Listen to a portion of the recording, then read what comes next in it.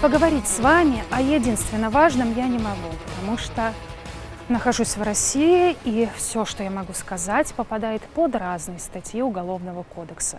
Как и все нормальные люди, я жду победы, добра над злом. Но я могу попробовать поговорить с вами на какие-то другие важные или не очень важные темы, например, о выборах в России. Совсем скоро, 11 сентября, в России состоится очередной единый день голосования.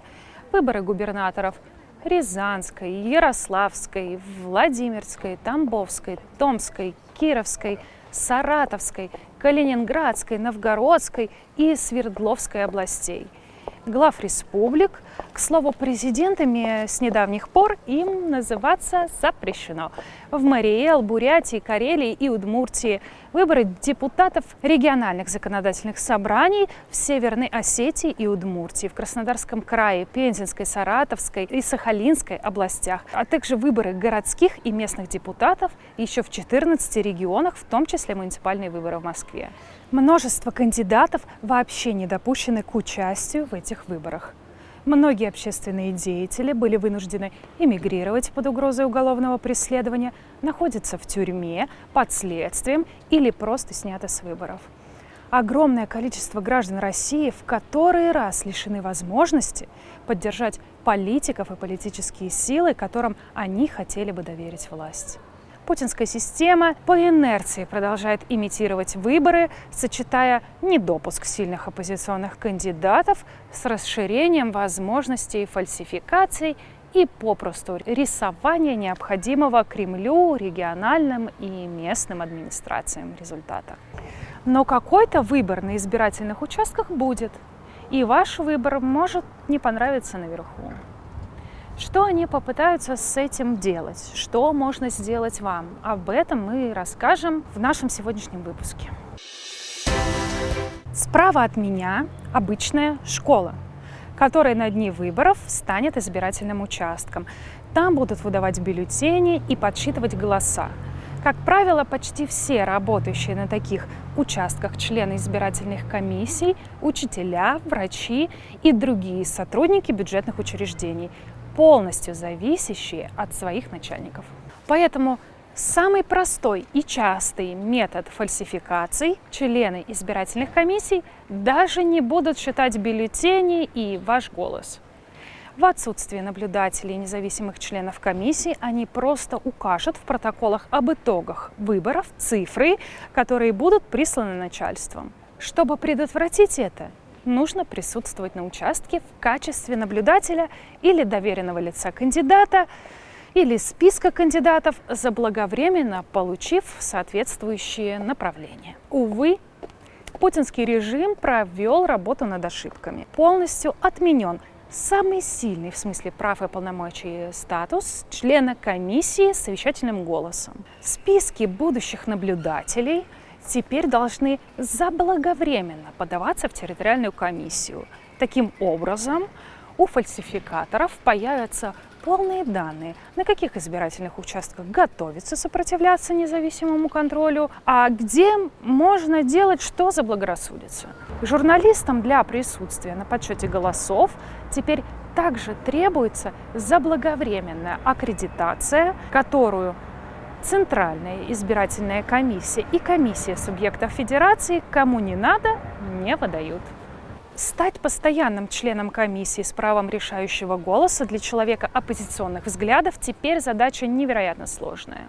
Черные списки оппозиционеров, как смутьянов и жалобщиков, вполне открыто пересылают друг другу сотрудники орготделов администраций. На всякий случай категорический запрет наложен на проведение в действующие составы, тем более в руководство комиссий, представителей Яблока, Парнаса и Гражданской инициативы. А делегированию опытных наблюдателей от имеющих специальные квоты парламентских, побеждавших на предыдущих выборах партий, внезапно оказывается серьезное сопротивление вольными или невольными агентами внутри этих партий. Кого не надо пропускать в комиссии, завернут на дальних подступах. Видеонаблюдение на избирательных участках, преподнесенное 10 лет назад, как особо эффективная мера по борьбе с фальсификациями и стоившая миллиарды рублей налогоплательщиков, теперь практически свернута. Бюджеты продолжают расходоваться, камеры висят и даже работают, но записи можно получить только по решению путинского суда, а доступ к прямой трансляции максимально ограничен. Теперь смотреть происходящее по камерам могут только члены и сотрудники избирательных комиссий, штабы кандидатов, а также фейковые палаты и прочие общественные штабы по наблюдению, наполненные бюджетниками и студентами по разнарядке. Количество исков и жалоб на законных основаниях, ставящих под сомнение итоги выборов, снижают самым простым способом – уменьшением до нуля количества людей, которые могли бы зафиксировать реально имевшие место нарушения, подать жалобы и добиваться отмены сфальсифицированных итогов голосования и наказания виновных. Давно опробованный и по-прежнему популярный способ, который недобросовестные избирательные комиссии могут применить при наличии неквалифицированных наблюдателей, вброс бюллетеней заранее поставленными отметками за нужных им кандидатов и партии. При этом в списках избирателей, на самом деле не пришедших на выборы, ставятся подписи о получении бюллетеней. Это также можно предотвратить наблюдением. Множество способов и инструментов, если наблюдатель будет достаточно подготовлен. Вброс пачки заготовленных бюллетеней с отметками «за кого надо» может произойти в течение всех 3 дней голосования при подсчете голосов, но наиболее вероятно, что он произойдет ночью после 1 либо 2 дней голосования, когда на участке останется только дежурная полиция. Печатанные в сейф-пакеты и размещенные в опечатанных сейфовых шкафах бюллетени будут извлечены и заменены либо дополнены бюллетенями с нужными отметками. Тоже может произойти и с якобы опечатанными урнами. Кто опечатывает их, тот может опечатать их снова.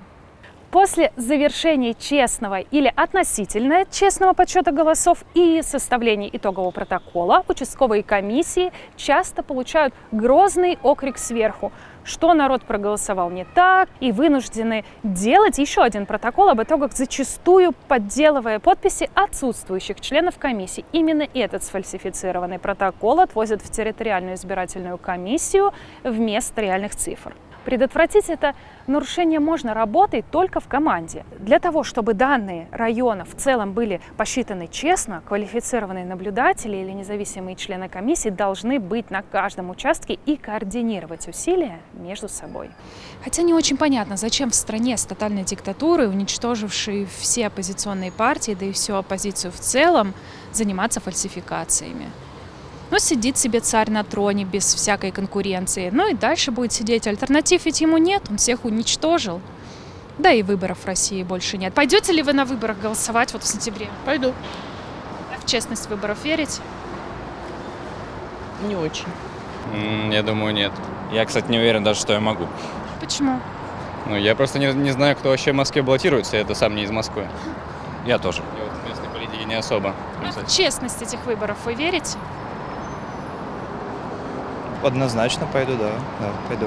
А верите в честность этих выборов? Оставим это, я не знаю, как сказать. Хотелось бы верить, скажу вот так. Пока что так. Да, пойду. А вы верите в честность выборов? Конечно. А как по-другому? Всегда надо верить. Да, я всегда хожу, я за президента везде голосовал. Даже в Торонто за него голосовал. Пока не знаю. Все зависит от того, что будет дальше, и того, что будет происходить в России, в мире и все такое. А как думаете, вообще выборы в России честные или нет? Нет, выборы нелегитимны абсолютно.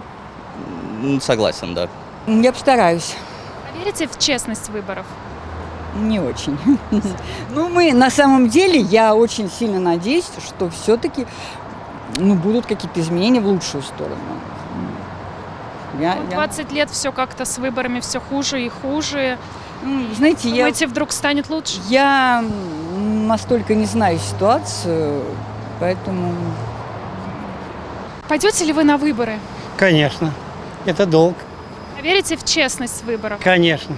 У нас в России, да. Где не верите? В Европе, везде, кроме России и Беларуси. Наверное, пойду.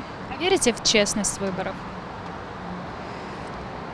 50/50. Зачем ходить, если не верите в то, что они честные? Нет, ну почему? Я считаю, что в большей степени все-таки честные. То, что вот эта вот подтасовка голосов, все вот это. Ну, я не могу это проверить, я верю в то, что они честные. Да их и так бумажно-то, какая разница, что электронно, что бумажно. Просто электронно их автоматически подсчитают, а бумажно их точно так же можно было и перетасовать, так что то, что другое, в общем-то, одна и та же история. Нет, ну какие выборы, что вы? Все изменилось кардинально. Больше это не работало, а теперь не будет точно работать. А в честность выборов верили, верите? Нет. Ну, конечно, нет. И, ну, это какие-то наивные вопросы. Я понимаю, что вы должны их спрашивать, но это другая реальность. Лично я на этих выборах голосовать не пойду. И не потому, что это легитимизирует или не легитимизирует режим, и не потому, что в этом нет никакого смысла, а просто потому, что все мои кандидаты сидят в тюрьме или убиты. Во многих регионах на этих выборах будут применяться КАИБы – комплексы обработки избирательных бюллетеней, сканирующие каждый бюллетень и автоматически считающие голоса. Это упрощает и ускоряет работу избирательной комиссии, но нет оснований полагать, что в программный код этих устройств не внесены закладки, изменяющие соотношение голосов за партии и кандидатов, или что эти устройства не могут управляться извне, чтобы печатать совсем нереальные результаты голосования. Кроме того, возможность сопоставления вас на записи видеонаблюдения с меткой времени при сканировании КАИБом вашего бюллетеня как бы намекает на отсутствие тайного голосования. В Москве и в большинстве других регионов России уже несколько лет запрещен контрольный ручной пересчет нескольких участков по жребию, позволявший хоть как-то надеяться на честность распечатанных КАИБ результатов. Эта норма была внезапно исключена из избирательного законодательства несколько лет назад. Единственный законный способ удостовериться в честности подсчета для наблюдателя или независимого члена комиссии – зафиксировать серьезные ошибки, сделанные комиссией при проведении процедур тренировки и тестирования КАИБа. Оформление сопутствующих документов и на этом основании потребовать ручного пересчета. Один из самых популярных способов внесения в избирательные урны бюллетеней – надомное голосование. Формально это выглядит так. Инвалиды, лежачие больные и ухаживающие за ними жители пользуются правом заказать выездную, такую маленькую переносную урну на дом. К ним выезжают члены комиссии с ней, с бюллетенями. К сожалению, реальные больные вряд ли узнают о том, что участвуют в каких-то там выборах. Недобросовестные члены комиссии попросту могут заполнить и сами положат бюллетени буквально за углом. Или рекомендуют больным или инвалидам, если все-таки до них доедут, за кого проголосовать и как. А иногда и просто заменят урну на такую же заполненную заранее подготовленными бюллетенями. Способ бороться с этим – наблюдатели, которые имеют право поехать с каждой такой выездной группой и проследить за всем происходящим. Дистанционное электронное голосование.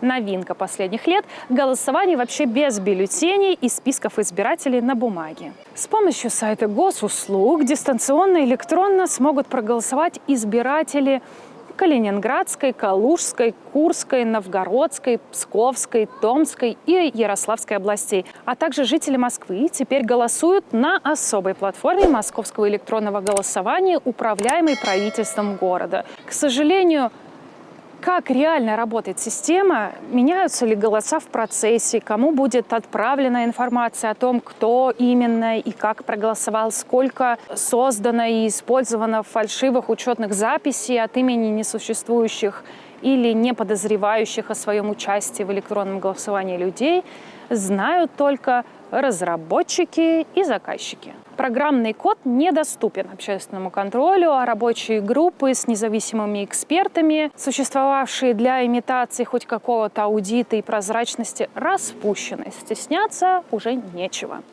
Результат – абсолютно черная дыра, способная, как и происходит уже несколько лет, переломить ход голосования в пользу кремлевских административных кандидатов и партий.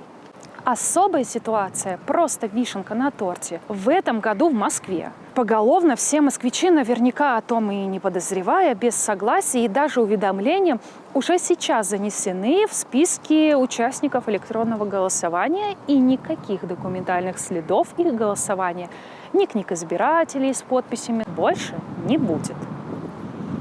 Придя лично на участок 9, 10 или 11 сентября в Москве, вы все-таки можете получить традиционный бумажный бюллетень и написать на нем все, что хотите. Но отметка о его выдаче вам, вашим родственникам и соседям теперь ставится электронно, в электронном регистре. Выглядит как и быстрое сканирование вашего паспорта, подпись стилусом на графическом планшете. Очень прогрессивно, но сколько в этом электронном регистре избирателей на самом деле, какие из них и где, главное, сколько раз получали бюллетени и проголосовали в Москве, теперь будет неизвестно даже членам избирательных комиссий, среди которых, возможно, порядочные и честные люди.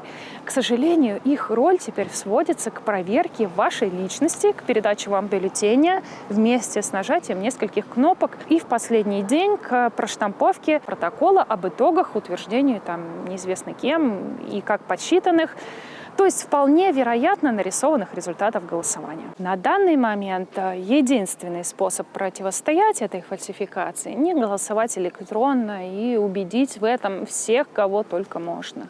Помимо всего прочего, в Москве и еще нескольких регионах на выборах проводится прямо запрещенная федеральным законом лотерея. Проголосовавшим выдается код, по которому после входа через аккаунт госуслуг можно получить бонусные баллы на покупки в магазинах и аптеках, выиграть даже бытовую технику, машины, квартиры. Вместе с электронным голосованием через те же никак не обеспечивающие тайну голосования госуслуги, все это должно, видимо, закрепить в головах избирателей простую мысль: голосуешь как надо, получишь награду ценнее.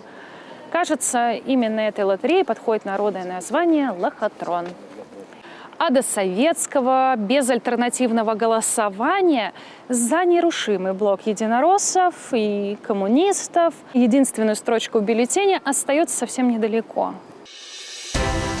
Не имея возможности участвовать в политике в качестве кандидатов на выборах, не видя в бюллетенях своих потенциальных представителей, будучи лишенными даже возможности влияния на принятие решений в рамках избирательных комиссий, граждане предпочтут другие способы политической борьбы. Очень, конечно, хотелось бы в это верить, но пока телевизор побеждает холодильник. Что делать с выборами, кроме как записываться в наблюдатели и убедиться в сказанном выше, что вообще делать в сегодняшней России, вообще с ней, в ее общественной реальной политики, решать вам и нам, наверное. А мы постараемся предоставить вам материал для размышления. Подпишитесь на наш канал, поставьте нам лайки, можете даже и дизлайки. Мы вообще ждем любых откликов и идей в комментариях и стараемся всегда читать и отвечать и принимать к сведению. Каждому крест, каждому